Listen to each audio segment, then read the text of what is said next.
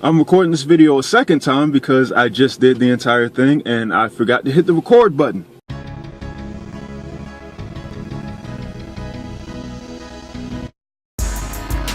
Anyways, it's Alan Thomas, aka Shadow Assassins, and here's another video trying to motivate you to create your artwork your way.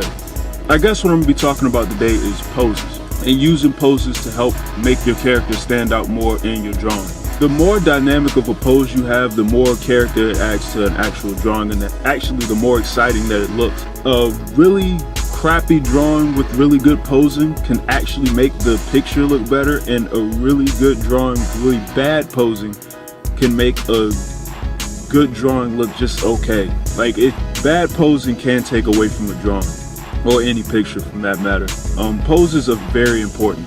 Like, a good example is if you study a lot of comic book covers or comic book art in general, most of the artwork in every panel, the poses are very dynamic. Like, you look at a Batman cover or a Superman cover.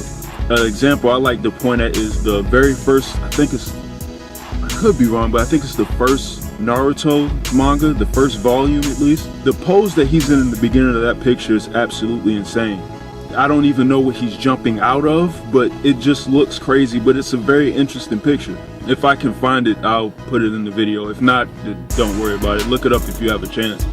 But just really good posing can help a picture stand out. Just get in the habit of making the poses that you have for your drawings look extravagant as humanly possible. Instead of having a person just reach for something, just like extend it that tad bit further to make it look like he's reaching for dear life. Or if he's running, don't just have him look like he's having a nice brisk jog. Make it look like he's running from like a lion or something. Just start pushing your poses further than what they already are.